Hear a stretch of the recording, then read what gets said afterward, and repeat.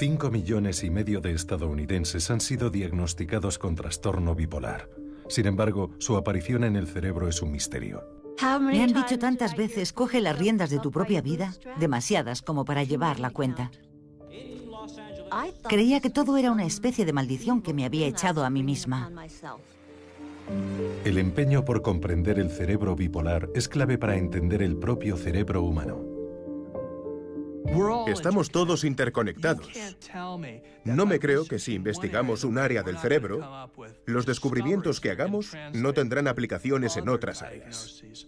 Utilizando las más recientes tecnologías para recabar información sobre el funcionamiento del cerebro, tenemos que poder integrar toda esa información para trazar un mapa que nos diga cómo encaja todo. Para entender en qué punto falla el cerebro bipolar, hemos de trazar un mapa, o mejor dicho, varios mapas del cerebro que cartografíen el viaje de vuelta de la enfermedad mental a la salud mental. Nos hemos propuesto viajar a la Luna a lo largo de esta década.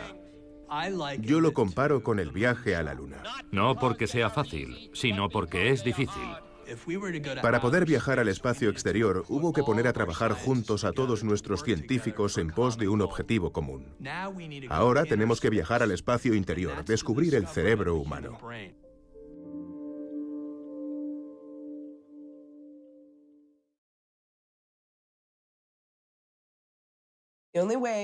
La mejor forma que se me ocurre de describir la manía es una persona que está plantada al lado de una vía del tren. El tren pasa a toda velocidad y la persona cierra los ojos. Alguien que corre dentro de mi cabeza, haga lo que haga. Puedo dormir 2 o 3 horas y despertarme de golpe, lista para comerme el mundo, como si acabara de dormir 8 horas. Y eso sí he dormido. Tienes que comer porque no has comido en 3 días, pero eso supondría masticar y no puedes permitírtelo porque tienes cosas que hacer. Era autodestructivo, sobre todo si había bebido o me había drogado. Iba dándole dinero a la gente por la calle. ¿Cómo iba a estar yo loca? Pero si era la dueña del mundo. Los locos eran los demás. Yo me podía comprar coches y maletas de Gucci. Empecé a tener relaciones sexuales a diestro y siniestro. Me veía como una profetisa. Por ejemplo, cruzaba la calle sin mirar, porque ¿para qué va a mirar antes de cruzar un profeta? Y tenía alucinaciones acústicas en las que oía una risa constante. Llegué a un punto en el que pensaba que podía volar. Y no te das cuenta de a dónde te está llevando tu mente. Es lo que tiene perder la cabeza. Lo que más miedo me da es no saber si lo que estoy pensando ahora mismo es racional o es una locura. La manía conlleva con frecuencia el correr riesgos irracionales, una incapacidad de tener en cuenta los peligros más apremiantes, una absoluta falta de juicio y delirios de grandeza. Ni se me ocurría pensar que fuera posible vivir de otra forma. Si la manía se intensifica, puede producir psicosis y alucinaciones. Todos estos fenómenos pueden ser peligrosas manifestaciones de la manía, y cada uno de ellos requiere un mapa diferente de su desarrollo en el cerebro. Para empezar a trazar nuestro mapa de la manía, nos dirigimos a la Ciudad del Acero, al despacho de Mary Phillips, neurocientífica en la Facultad de Medicina de la Universidad de Pittsburgh.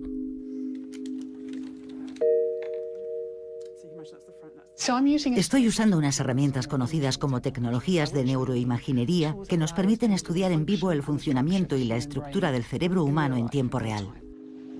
¿Qué tal te encuentras? Bien. Estupendo, pues vamos a empezar el test de adivinar cartas. Phillips está tratando de cartografiar la manía y su arriesgado comportamiento de búsqueda de recompensas. Su hipótesis es que la búsqueda de emociones fuertes es un rasgo fundamental de la bipolaridad. Lo que más nos interesaba era el comportamiento de toma de riesgos, las apuestas, los juegos de azar, el no estar seguro de si vas a ganar o vas a perder en un futuro, pero aún así jugártela. Y nos consta que las personas con trastorno bipolar tienden a excitarse más en esas situaciones, tienden a correr más riesgos. Me dije, voy a ir al casino. Y al cabo de 1 hora y media, ya había ganado 6.500 pavos jugando a los dados. Me invitaron a cenar. Había gente revoloteando a mi alrededor, mirando cómo jugaba. Era como en las películas. Les pedí que me cambiaran las fichas por otras de mayor valor. Me fui a cenar, volví al casino y me dije, voy a echar un par de partidas de blackjack. A los 5 minutos había perdido los $6.500. Eso sí que era deprimente. Así que volví a mi habitación del hotel y me puse un cinturón alrededor del cuello. Phillips cree que es capaz de cartografiar en el cerebro este tipo de búsqueda extrema de recompensas, activando los circuitos a través de un sencillo juego de cartas. Cuando están a la espera del resultado, ¿habré ganado un pastón? ¿Lo habré perdido? Hemos observado que las personas con trastorno bipolar experimentan un aumento anormal de la actividad en un área particular de la corteza prefrontal. Lo que ha descubierto Mary Phillips podría ser muy importante: el escurridizo biomarcador del trastorno bipolar. Un biomarcador es un análisis biológico. Pensemos en las enfermedades del corazón. Puede ser como el colesterol en sangre, por ejemplo. Los biomarcadores nos ayudarían en los diagnósticos a la hora de determinar si alguien tiene o no un trastorno bipolar. Hay biomarcadores que están basados en las imágenes, por ejemplo, las mamografías para detectar el cáncer de mama. Pero en psiquiatría hay que pensar más allá y recordar que en realidad los test cognitivos pueden ser una forma maravillosa de ayudarnos a deconstruir algunos de los síndromes actuales. De hecho, pueden servir para detectar un rasgo característico de la bipolaridad. Por ejemplo, la dificultad a la hora de regular los estados anímicos extremos. No es solo que esta gente se venga muy arriba, también se vienen muy abajo y les cuesta saltar de un estado al otro. No va a haber un solo factor. No va a ser como medir la tasa de algo en la sangre y eureka, ya tenemos diagnóstico. Va a ser una combinación de varios factores. Cuando trazamos el mapa de un episodio bipolar, por ejemplo, la toma de riesgos, podemos toparnos con una carretera cortada. Pero saber en qué punto se hallan estos cortes ayudará a diseñar tratamientos más efectivos que los ya existentes. Se echa en falta la aparición de un tratamiento fundamentalmente nuevo. Hace mucho tiempo que no vemos algo así en psiquiatría. Karl Deisseroth, de la Universidad de Stanford, es un neurocientífico de una nueva estirpe, mitad ingeniero y mitad psiquiatra. Cree que nos hemos rezagado en el camino a la sanación de la enfermedad mental. En mi opinión, la psiquiatría es la especialidad médica que más necesita del enfoque de la ingeniería. Al fin y al cabo, el cerebro es un dispositivo eléctrico increíblemente complejo y no cabe duda de que hacen falta ideas heterodoxas. Él es uno de los pioneros en una nueva herramienta para cartografiar el cerebro, cuyas posibilidades no parecen tener límites: la optogenética. La optogenética es la utilización de la luz para controlar ciertas partes del cerebro con gran precisión. Aunque la imagen por resonancia magnética funcional sigue siendo la herramienta más usada, existen otros enfoques igual de útiles.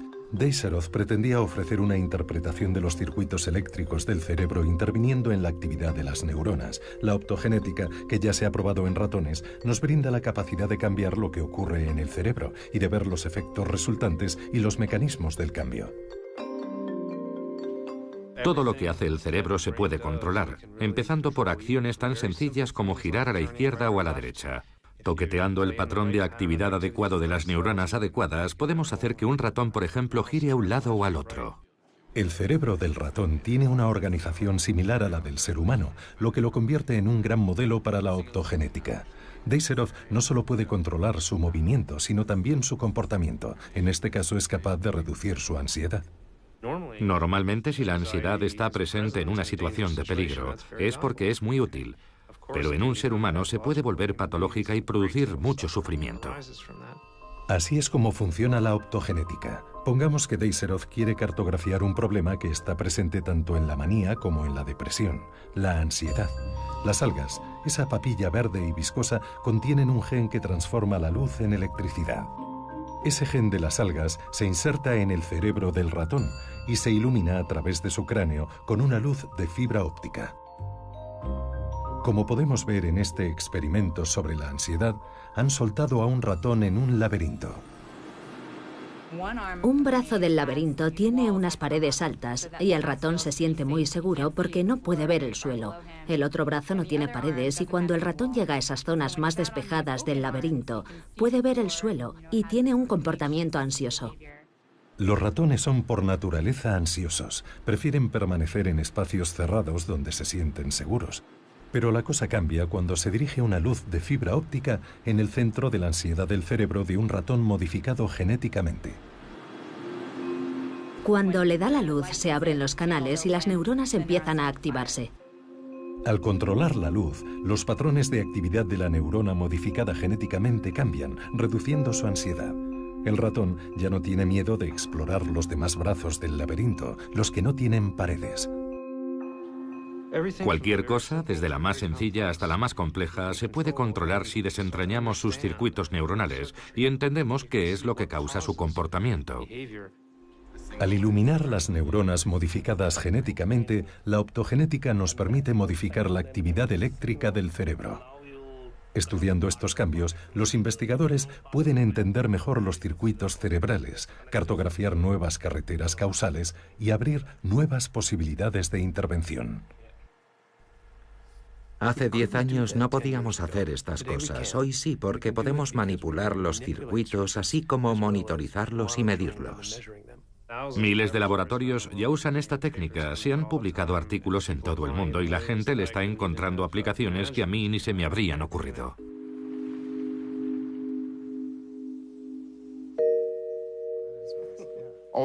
En el fondo, me van los castillos en el aire. Para pensar a lo grande hay que arriesgarse a lo grande. Al igual que Deiserov, Cafuidrasa es psiquiatra y neurocientífico y aborda sus investigaciones desde el enfoque de un ingeniero. Estudié ingeniería química, pero me costaba encontrar mi verdadera vocación. Drasa dio por fin con su vocación cuando su mentor en la Universidad de Duke cartografió los circuitos cerebrales responsables del movimiento y los conectó con unos miembros robóticos, permitiendo así que los paralíticos volviesen a caminar. En cuanto vi aquello, entendí que la ingeniería era lo mío. Hoy Drasa dirige un laboratorio en el Instituto de Ciencias del Cerebro de la Universidad de Duke. Su interés por el trastorno bipolar es tan noble como personal. Recuerdo hospitalizar a miembros de mi familia. En una ocasión, uno de ellos desapareció un buen día y reapareció en otro continente, tirado en un callejón, alucinando. Así que mis experiencias son parte de la razón por la que trabajo tan duro en esto y por la que albergo tantas esperanzas. Su familia nunca reconoció la presencia en su seno de la enfermedad mental, pero su labor de psiquiatra lo sensibilizó a la naturaleza patológica de unos comportamientos que hasta entonces le habían parecido sencillamente excéntricos. Recuerdo el primer paciente bipolar al que traté. Estaba intentando mantener una conversación con él y recuerdo que tenía una actitud muy positiva y unas ideas muy megalómanas, y si me concentraba mucho podía seguir un poquito el hilo de la historia que me estaba contando. Era una historia muy altruista sobre cómo iba a resolver el problema de los sin techo en Estados Unidos. Y recuerdo dejarlo con una sensación extrañamente familiar. Más adelante tuve una conversación con un miembro de mi familia y fue como si se me encendiera una bombilla. Me dije, es exactamente igual. Estoy viendo lo mismo que con mi paciente de la unidad de psiquiatría. Y fue a partir de entonces cuando en mi familia se empezó a hablar sin rodeos de una serie de cosas que nunca había entendido de pequeño.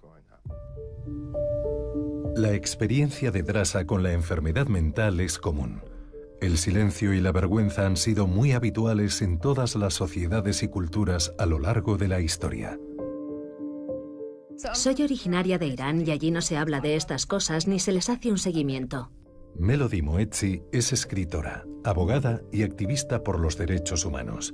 Esta estadounidense de origen iraní tiene diagnosticado un trastorno bipolar. Al borde de un estado de manía aguda, Melody pasó mucho tiempo hablando a la prensa sobre la inestabilidad política en Irán. Me entrevistaron en un montón de programas de radio y de televisión, y eso hizo que me costara más identificar mi problema porque todo el mundo me estaba viendo y decía, anda, sí que es interesante lo que está haciendo esta mujer. Como ocurre a menudo durante los típicos episodios hipomaníacos, Melody padecía delirios. Estaba convencida de que Estados Unidos iba a bombardear Irán. Preocupada por sus amigos y familiares iraníes, ideó su hipomaníaco plan. Fundé una organización llamada Hula Hoops por la Paz. Fue durante la Convención Nacional Demócrata y creía que si me presentaba allí con mi hula hoop, de algún modo contribuiría a la paz mundial. Ya lo sé, es una locura. Ese fue mi episodio hipomaníaco. Llenó su maletero de hula hoops y se dirigió a Denver, donde se estaba celebrando la Convención Nacional Demócrata. Acabé jugando al hula hoop durante unas 6 horas seguidas delante del Capitolio. Lo suyo hubiera sido que la gente me dijera: oye, ¿eso que haces tiene toda la pinta de ser una conducta maníaca? Pero yo ni siquiera conocía la palabra, no me lo habían diagnosticado. La mayoría de la gente con trastorno bipolar puede estar entre 8 y 10 años sin que se le diagnostique debidamente. Yo tuve que esperar más de 10 años. Cuando por fin se diagnostica, se le suele recetar al paciente una medicación para estabilizar su estado anímico. A Melody le recetaron litio. Es lo que se conoce como el estándar oro de los tratamientos de la manía. Pero hasta el estándar oro no funciona bien más que en una tercera parte de los pacientes con trastorno bipolar. Estas medicaciones actúan en la totalidad del cerebro y eso puede tener unos efectos secundarios de lo más perturbadores. Drasa quiere recrear los efectos positivos del litio, pero con una acción más localizada. Un dispositivo eléctrico que estabiliza el estado de ánimo del paciente, pero sin los terribles efectos secundarios de algunos fármacos.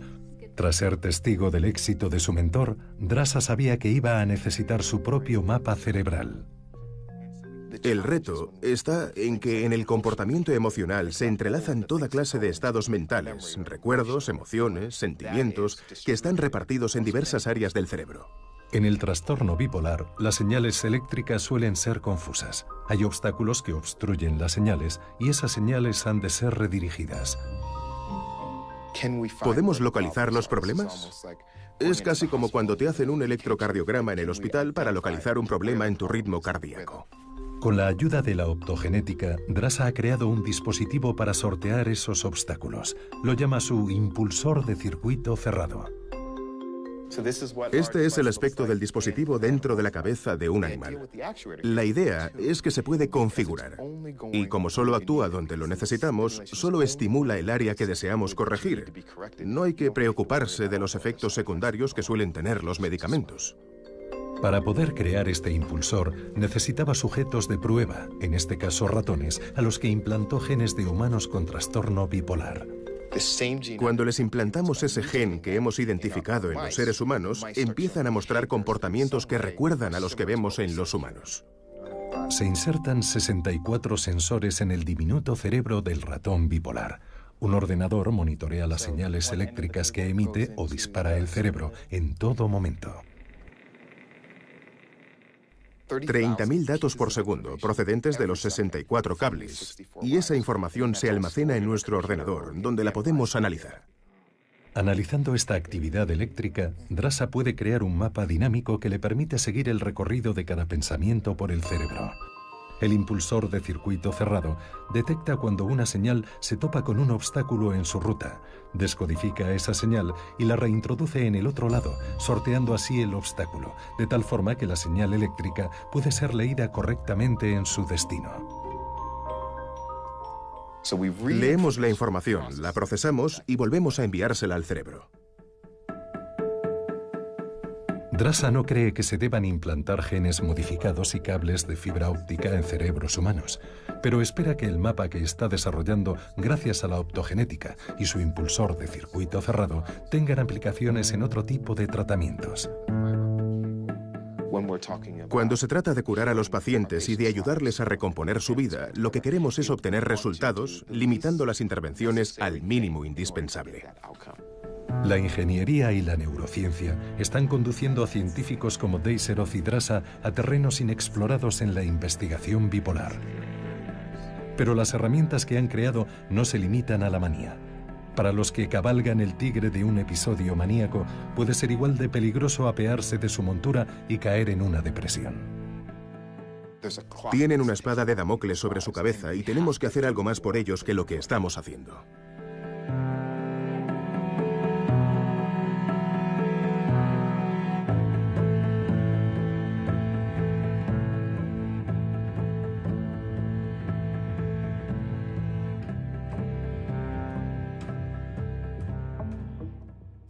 ¿Notas algo en el momento en el que caes en una depresión? Sí, notas que estás entrando en una depresión porque todo empieza a desacelerarse.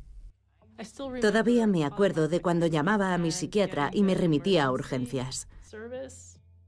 Y recuerdo que mi primera reacción era pensar, ¿pero cómo va a ser esto una urgencia? Te resistes a creértelo. No puede ser que te esté volviendo a pasar. No te crees que Dios o la vida puedan ser tan crueles otra vez. Y recuerdo pensar, claro que es una urgencia. Es una urgencia. Solo conseguía arrastrarme fuera de la cama cuando no me quedaba otro remedio. Me sentía pastosa, confusa, incapaz de concentrarme. Te duelen las uñas. Te duele el pelo. Es la agonía más atroz que te puedas imaginar. Se te pasan por la cabeza pensamientos como, eres fea, no vales nada, nadie te quiere, nunca podrás volver a hacer nada. Tenía que venir alguien a cambiarles los pañales a mis hijos, a lavarlos, a acostarlos. Me había retirado de la vida. Los demás te dicen, pero si hace una semana estabas genial. Y los miras como si estuvieran locos, porque sabes en lo más profundo de tu ser que nunca te has sentido de otra forma y que nunca vas a sentirte de otra forma. Y era continuo. No me daba tregua. Esta es Brandy Ellis. Su depresión duró 3 años. Nunca tienes un buen día. Nunca tienes una buena hora. Estás vacía. Fármacos, terapia conversacional, tratamientos electroconvulsivos o electrochoques. Nada le funcionaba. Mi cerebro estaba intentando matarme. No tenía el menor interés en que yo sobreviviera. Me costaba encontrar médicos que aceptaran tratarme, porque les preocupaba tener que responsabilizarse de mi eventual suicidio.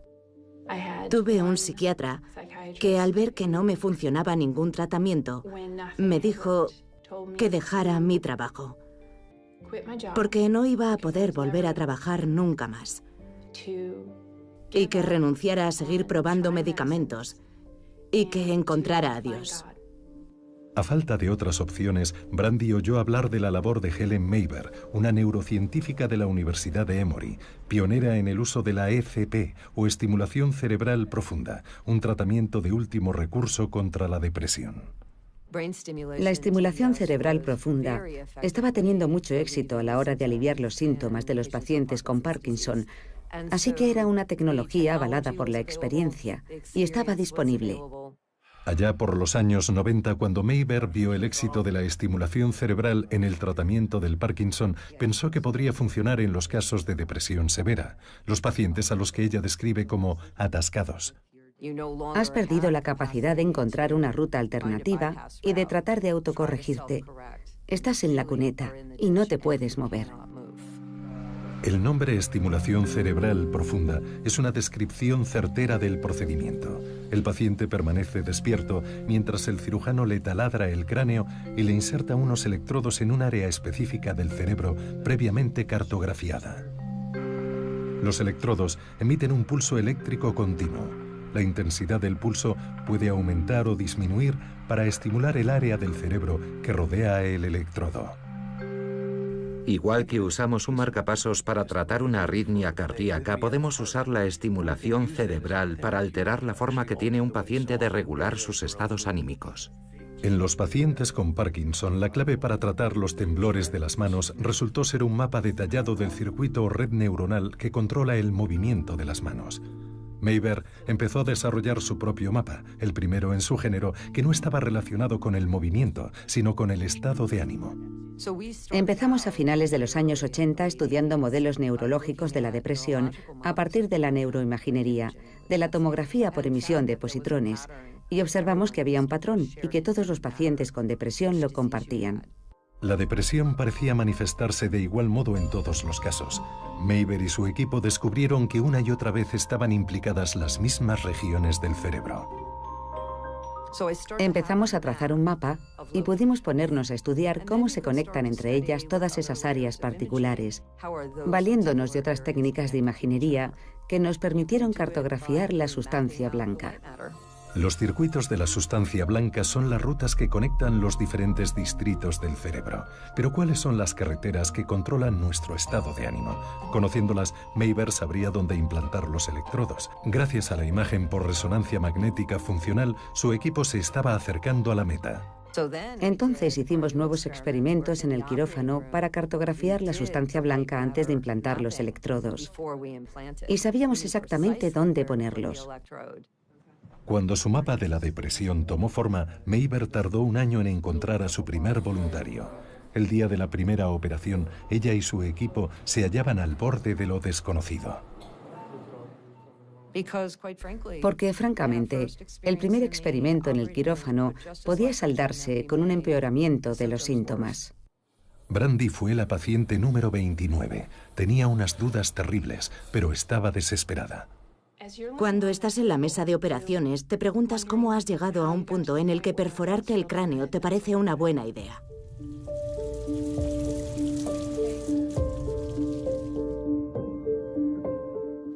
Y lo único que puedes pensar es, me pregunto si esto va a funcionar.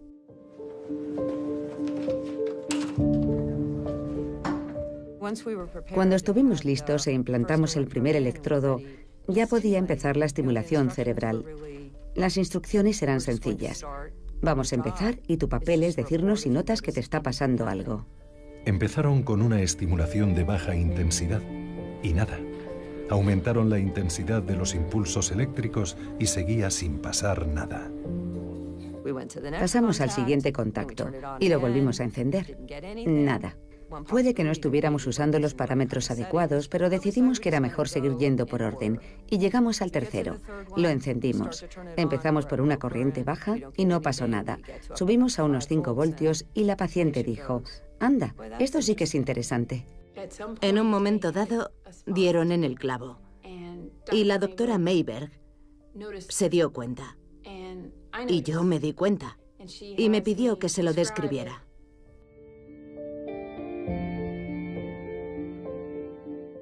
¿Notas algo a nivel mental o son más bien cosas físicas? La verdad es que empecé a notar una especie de ligereza en mi estado de ánimo que acompañaba la sensación de ligereza física. Fue una transformación drástica, una remisión súbita de una depresión que durante años había arrojado a Brandy a un estado casi vegetativo. La felicidad le volvía a parecer una posibilidad viable. El éxito de la estimulación cerebral profunda ha aumentado nuestro conocimiento de la biología del cerebro. Los mapas que han creado son el legado de su labor. Unos mapas que han podido ser refinados con un detalle aún mayor con la ayuda de uno de los colegas de Mayber. Helen Mayber y yo somos muy amigos. Llevamos mucho tiempo hablando de todo esto. Y está muy claro que las ideas de la optogenética ya nos permiten ayudar a guiar cosas como la colocación de los electrodos. Funcione o no el experimento, lo verdaderamente importante es lo que nos enseña sobre el cableado que determina la regulación del estado de ánimo. 3 años más tarde, Brandy sigue sin padecer depresión. Los electrodos siguen implantados y los cables se me meten en el lóbulo frontal y se extienden hasta una conexión que tengo en el cuero cabelludo, que tiene unos cables que descienden por mi cuello hasta unas pilas que llevo implantadas debajo de la pared torácica. Hacer punto es lo que llamo una actividad pro-yo. La estimulación cerebral profunda quita el freno de mano que impedía al coche avanzar, pero ahora el paciente tiene que sentarse al volante. Esto no es como darle a un interruptor que te hace estar feliz de repente. Tu estilo de vida cambia, tu comportamiento cambia y sigues tomando tu medicación. Lo que pasa es que esas cosas empiezan a funcionar y eso es lo que hace que te sientas mejor. La estimulación cerebral profunda no me hace feliz, pero consigue hacerme sentir emociones apropiadas. Estoy feliz cuando me pasan cosas alegres y triste cuando me pasan cosas tristes. Me encanta tener las emociones apropiadas. Ha sido un cambio magnífico para Brandy, pero algunos piensan que este campo de investigación debería estar mucho más avanzado. Pensemos en la evolución de la tecnología móvil en los últimos 10 o 15 años. Evidentemente es una cosa asombrosa, pero uno no debe dejar de preguntarse qué ha pasado con la tecnología neuroquirúrgica en los últimos 20 años. Hay que propulsarla de una vez al siglo XXI.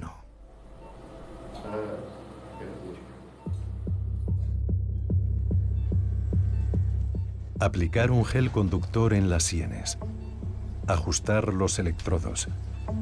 Insertar un protector bucal y administrar una descarga eléctrica. Es una terapia de respuesta rápida ya clásica conocida como TEC o terapia electroconvulsiva. También se conoce como terapia por electrochoque. Introducida en Estados Unidos más o menos en la misma época que la lobotomía, allá por los años 40, la terapia electroconvulsiva sigue despertando emociones fuertes, ya que pasa por ser más una técnica de tortura arcaica y brutal que un tratamiento útil y moderno. Pero sigue siendo popular y por una muy buena razón, porque funciona. Pasé varios días viviendo debajo de un puente, con los adictos al crack y los borrachos. Era una especie de suicidio, como una lenta deriva hacia la muerte. Solo quería dormir, en cierto sentido. Ex-emprendedor de éxito, Gary Halliday lo perdió todo y acabó aterrizando en un hospital psiquiátrico de Pittsburgh. Me dieron antidepresivos, pero no me hacían nada. Tras un año de depresión severa, pensaron que había desarrollado una resistencia a la medicación. A falta de alternativas, los médicos le recomendaron que participase en un estudio clínico. El estudio consistía en someterme a electrochoques y medicarme durante 8 meses. Por aterrador que sonase, los médicos le insistieron en que la terapia electroconvulsiva le podía ayudar. En esa época, yo estaba desesperado, totalmente desesperado. No tenía nada. No tenía dónde ir, ni física ni emocionalmente. Y bueno, funcionó.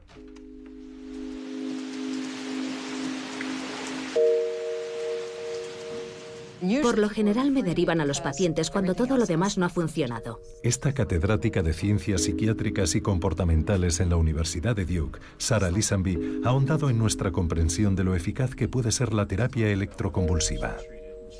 Esta terapia induce una remisión de los síntomas en hasta un 80% de los casos. Es muy eficaz y los pacientes con trastorno bipolar que padecen depresión severa reaccionan particularmente rápido a la terapia electroconvulsiva. Tanto esta terapia como la estimulación cerebral profunda se basan en la electricidad. La corriente eléctrica aplicada al cerebro cambia la forma que tienen las neuronas de conectarse entre ellas y hasta estimula el crecimiento de nuevas neuronas. El cerebro es capaz de recablearse rápidamente y en profundidad. Cada vez que aprendemos un nuevo idioma o aprendemos a tocar el violín, estamos cambiando el cableado de nuestro cerebro. Es un hecho comprobable, concreto.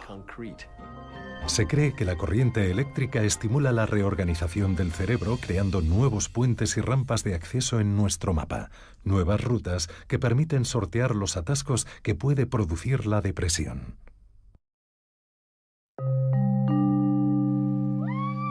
La plasticidad cerebral ayudó a Gary a recuperarse, pero la terapia electroconvulsiva no siempre es eficaz y puede pasar factura. Me levantó un poco el ánimo, pero la cosa no cuajó. La mayor parte de la gente tiene pérdidas de memoria transitorias cuando se somete a la terapia electroconvulsiva, pero yo perdí una década de recuerdos. Hay un montón de años que no recuerdo. Así que Lisanby recurrió a otro tratamiento experimental que emplea una dosis de electricidad mucho menor para promover el crecimiento y la reorganización neuronal sin causar pérdidas de memoria. Empezó a experimentar con la EMT. EMT quiere decir estimulación magnética transcraniana y funciona usando una bobina magnética que se aplica en la cabeza, en la superficie del cuero cabelludo. Es pequeña, pero emite un campo magnético muy potente. Al igual que la terapia electroconvulsiva, el imán genera una corriente eléctrica en el cerebro activando las neuronas. Por ejemplo, si acercamos la bobina de estimulación magnética a la parte del cerebro que controla el dedo índice, le provocamos al paciente una sacudida en el dedo al administrarle una descarga en la corteza motora. Es un ejemplo muy sencillo de comportamiento motor. El efecto en el dedo índice se basa en un circuito motor, como el cartografiado por los investigadores del Parkinson.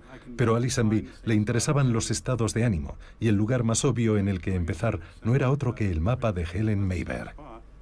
Las doctoras Lisanby y Mayberg se basan en un mismo principio, que el problema es que el tráfico no está bien regulado en un circuito. Una afina el circuito poniendo una sonda en el cerebro, mientras que la otra lo hace a través de algo que se produce en la superficie de la cabeza. Pero en el fondo las dos están tratando de hacer lo mismo. El campo magnético de la estimulación magnética se adentra tan solo unos centímetros en el cráneo, por lo que Lisanby tenía que encontrar una rampa de acceso cerca de la superficie del cráneo que condujese a la autopista de la depresión cartografiada por Helen Mayberg. Esa rampa de acceso afectaría a las áreas de las profundidades cerebrales donde reside el problema, sin exponerse a una intervención quirúrgica. Por ello, Lisanby se propuso retrasar el mapa de la estimulación cerebral profunda al revés. En un caso abordamos el problema desde arriba y en el otro desde abajo, dos herramientas diferentes para intervenir en la misma red neuronal. La estimulación magnética aún tardará en ser una herramienta eficaz de mantenimiento mental. Puede que un día la terapia electroconvulsiva mejore hasta el punto de evitar la pérdida de memoria, pero perfeccionar el tratamiento y desterrar el estigma social puede llevar un tiempo. Por ello, la inmensa mayoría de los pacientes bipolares sigue dependiendo de la medicación, pese a que puede llevar meses de ensayos y errores determinar las dosis adecuadas. Hay muy pocas enfermedades en las que uno se pueda permitir esperar semanas antes de ver un alivio de los síntomas. Es especialmente grave en el caso de la depresión, porque tiene un índice de mortalidad muy alto, una tasa de suicidio muy alta. Cuando le dices a alguien, tenemos un remedio para ti, pero tardarás un par de meses en encontrarte mejor, estás poniendo su vida en peligro. ¿Cómo es que en otros campos de la medicina hay formas de controlar rápidamente los síntomas? Por ejemplo, la hipertensión maligna se puede reducir muy rápido. Las convulsiones se pueden interrumpir también muy rápido. Carlos Zárate es jefe de terapias experimentales en el Instituto Nacional de la Salud Mental. Hay que esperar entre 6 y 8 semanas para que un antidepresivo surta pleno efecto. Y mientras tanto, el paciente puede perder su trabajo, su familia o su matrimonio, e incluso puede intentar suicidarse. Así que nos dijimos que tenía que haber un tratamiento mejor. Un equipo de científicos dio con un nuevo y radical tratamiento, un fármaco más conocido por su presencia en las raves que por su efecto antidepresivo. Se conoce como Special K, Vitamina K, Kit Kat, son algunos de los nombres que se le da a la ketamina. La ketamina. Esta sustancia de acción rápida se popularizó como anestésico en la guerra de Vietnam. Pero los médicos observaron además indicios anecdóticos de un inesperado efecto secundario. Muchos soldados reconocieron encontrarse de mejor ánimo tras consumir la ketamina. Décadas más tarde, Zárate se topó con estos relatos y decidió probar la ketamina con sus pacientes más deprimidos. Eran individuos que estaban muy deprimidos, muy alicaídos, muy desesperanzados, muy... ¿Qué sentido tiene seguir? Presentaban todos esos síntomas. Era gente incapacitada funcionalmente que no podía conservar un empleo. Ya desde la primera dosis de ketamina, Zárate no daba crédito a los resultados.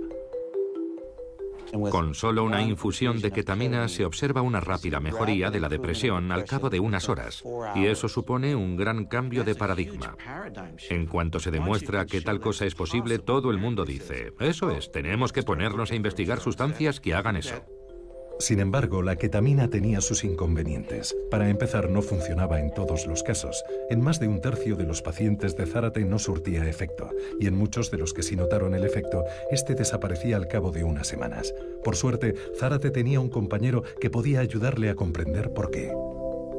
Ahora mismo estamos haciendo un estudio sobre la ketamina. La ketamina, al igual que la estimulación magnética transcraneana, favorece la plasticidad cerebral, creando nuevas neuronas, nuevas carreteras que pueden servir de desvíos para sortear la depresión. Pero Lisanby no estaba usando la estimulación magnética para crear más carreteras, sino para cartografiarlas. La estimulación magnética no solo sirve para inducir la plasticidad, sino también para medirla. Y estamos midiendo el impacto que tiene la ketamina en la plasticidad cerebral gracias a la estimulación magnética. La idea es trazar un nuevo mapa, un mapa del sistema de respuesta rápida del cerebro que podría abrir nuevas vías para abordar el trastorno bipolar y la depresión. Pero no siempre se trata de encontrar nuevos fármacos. Reducir la duración del periodo de prueba y error de los tratamientos ya existentes es uno de los nuevos retos que surgen conforme vamos ampliando nuestros mapas a escala genética.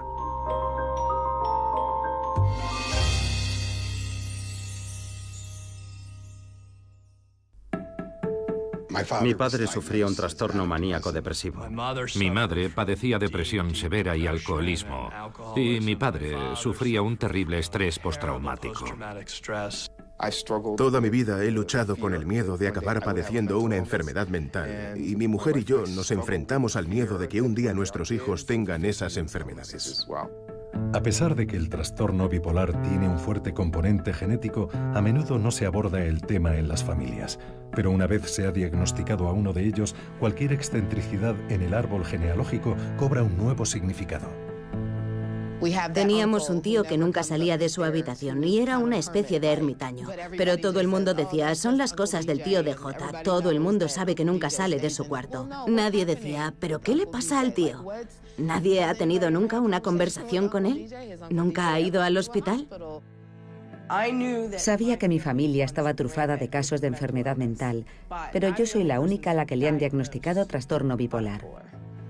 En los años 90, en plena euforia del genoma humano, los científicos esperaban no solo poder diagnosticar, sino erradicar enfermedades como el trastorno bipolar, identificando el gen culpable y reparándolo.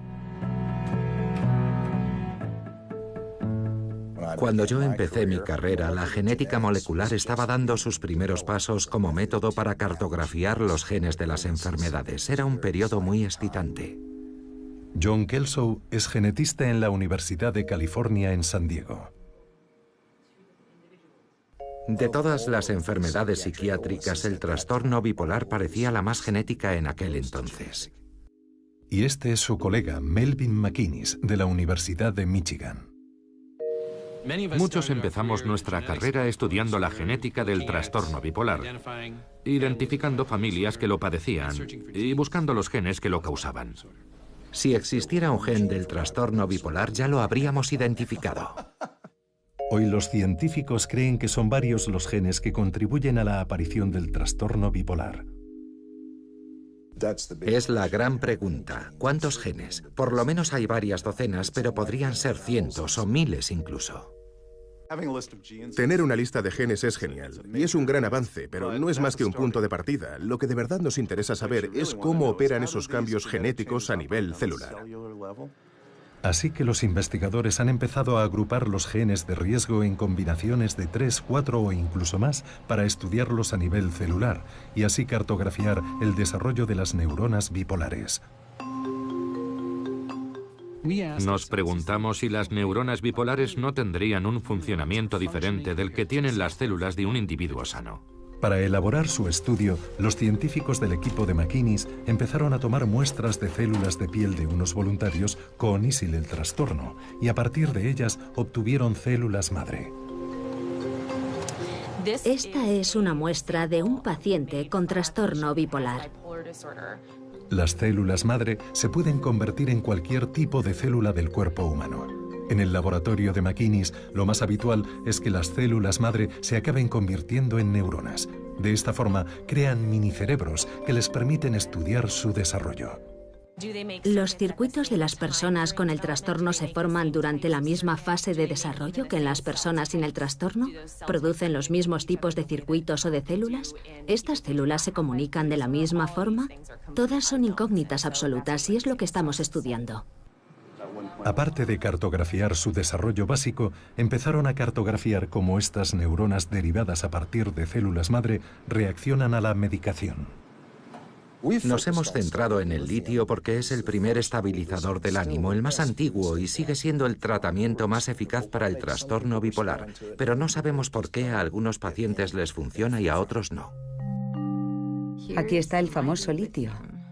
Tal y como hemos visto, el litio solo funciona más o menos en un tercio de los pacientes con trastorno bipolar.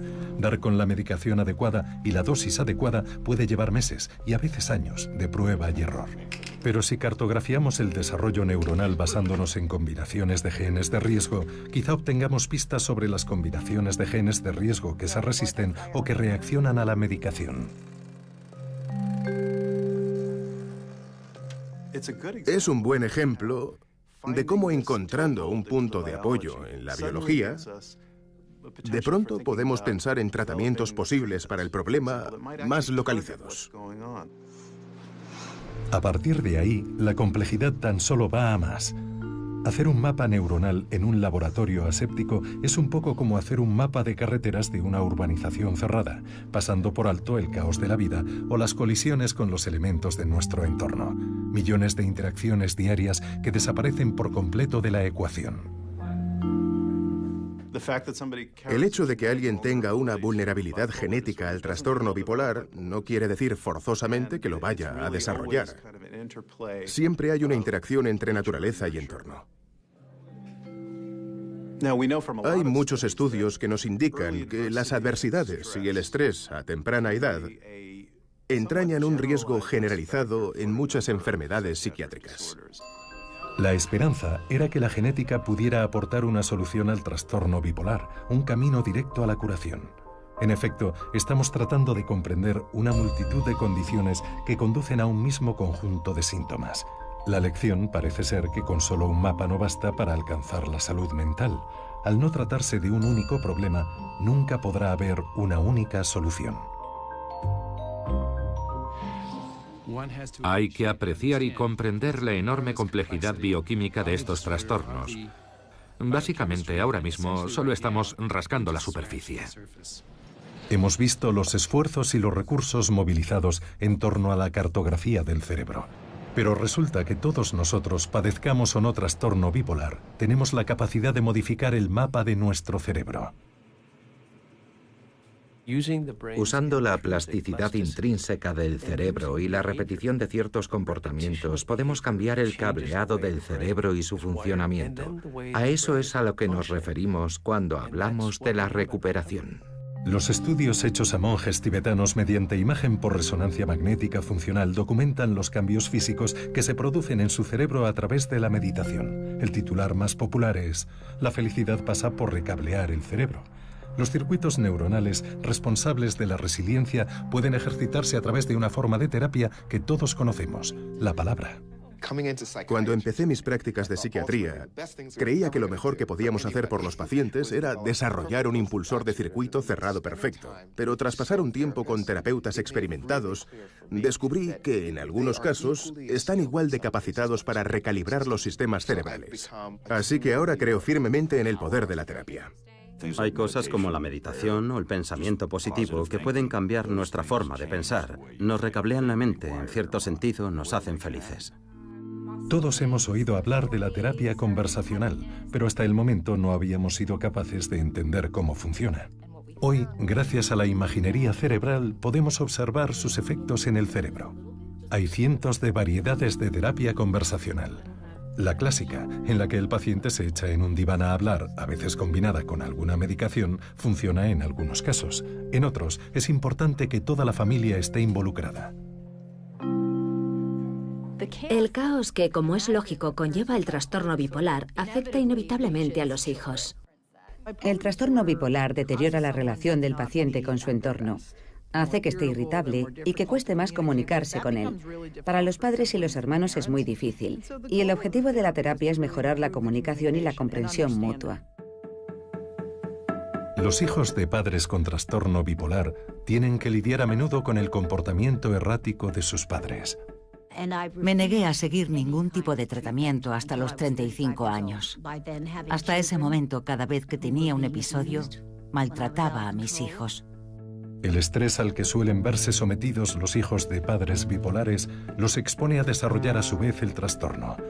El objetivo de la terapia familiar es apuntalar su resiliencia y monitorizar la aparición de cualquier síntoma que pueda requerir atención médica. Saneando el entorno familiar, quizás sea posible evitar el desarrollo del trastorno bipolar. Los buenos psiquiatras no se suelen limitar a la medicación y a la terapia conversacional. También procuran que el estilo de vida cambie. Regularizar los patrones de sueño, las rutinas diarias, los ritmos circadianos, el ejercicio y la dieta pueden tener un impacto enorme, contribuyendo a estrechar cada vez más la conexión entre la mente y el cuerpo. Cuando hablamos de la diabetes o las afecciones cardíacas, solemos decir, la medicina es importante, por supuesto, pero el estilo de vida también cuenta. Hay que cuidar la dieta y hay que hacer ejercicio. Proteger los circuitos cerebrales críticos y fomentar el crecimiento neuronal a través del ejercicio. Tener una dieta y un sueño regulados. Evitar el abuso de la cafeína, el alcohol y otras sustancias. Y mantener el contacto emocional con otros seres humanos son todas piezas fundamentales del programa. La mayor parte de los pacientes puede llevar una vida razonablemente normal. Es una enfermedad tratable. La estructura es increíblemente importante. Acostarse y levantarse a unas horas determinadas. Me acuesto antes de lo que me gustaría. Las rutinas para acostarse. Llevo 13 años y medio sin probar el alcohol y no me planteo volver a beber nunca. El ejercicio es fundamental y siempre tengo un terapeuta al que acudo. No puedo pasarme sin ellos. Me tomo la medicación religiosamente. Hay que diferenciar un estado de ánimo de una emoción. Ser consciente de tus niveles de estrés. De vez en cuando le digo a mi marido, siento que el motor me está yendo a 1000 por hora. Y suele querer decir que llevo unos días sin comer bien o sin dormir bien. Pero en cuanto vuelvo a mi rutina, esa sensación desaparece. No es que no puedas salir a cenar o hacer algún plan espontáneo. Es solo que para estar sano, tienes que seguir siempre el mismo patrón de comportamiento. Tienes que poner orden en un montón de aspectos diferentes de tu vida.